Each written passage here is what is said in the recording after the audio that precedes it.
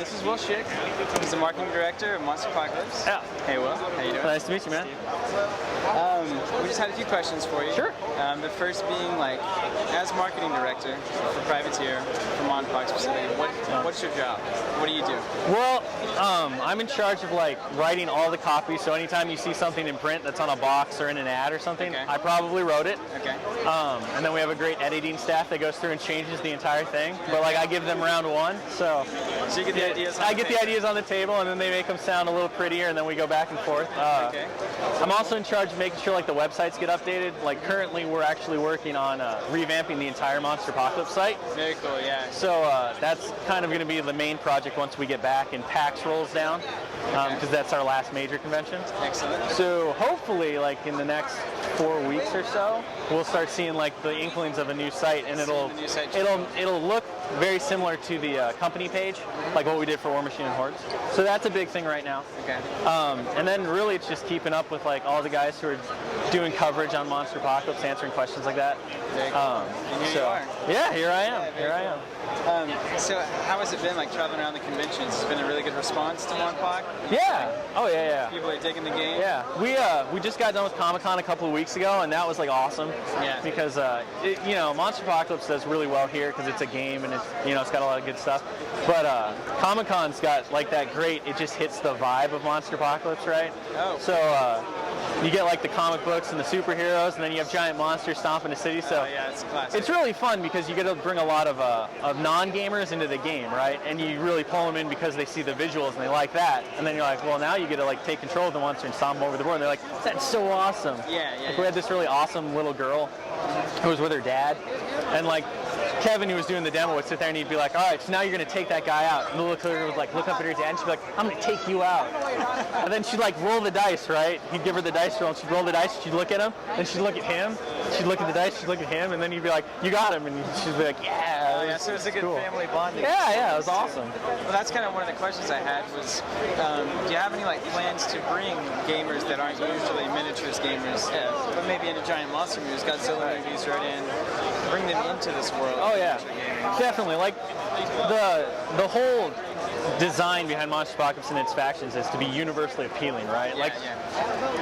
In my kind of foray when I'm like explaining Monsterpocalypse, I'm like, did you ever watch Saturday morning cartoons? Right, and if you did, I've got something for you, right?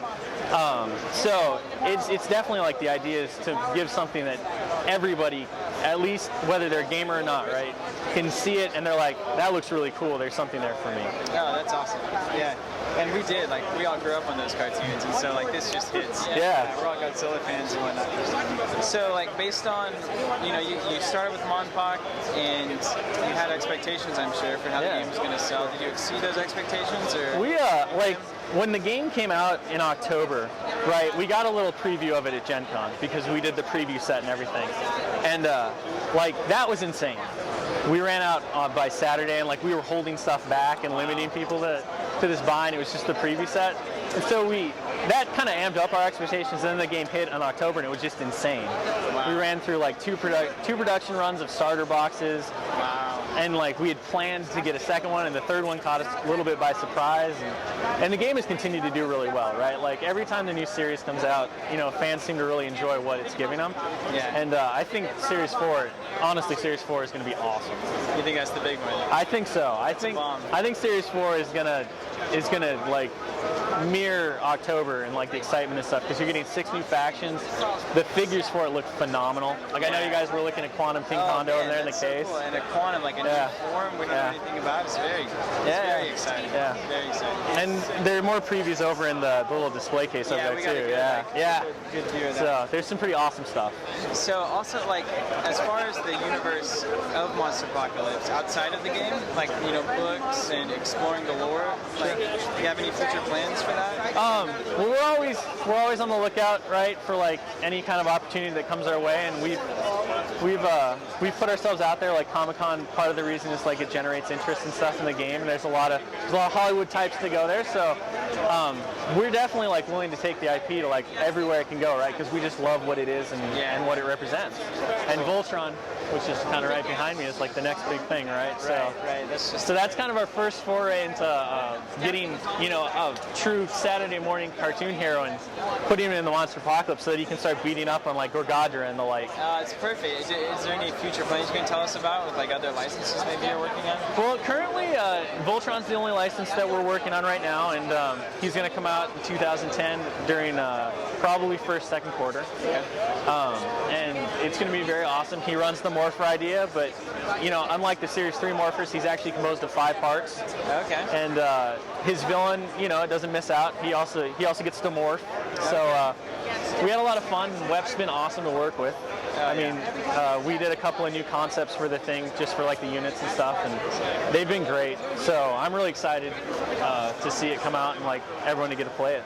Great, man. That's great. One more thing, like we're about to sign up for the Masters, and very excited about kind of the more competitive aspect of Monsterpocalypse. Is as far as the prize support for it, was there any particular player base you were trying to attract? Because it's not really, it's more of a collector prize, which I'm totally into, and less like about winning big money and stuff.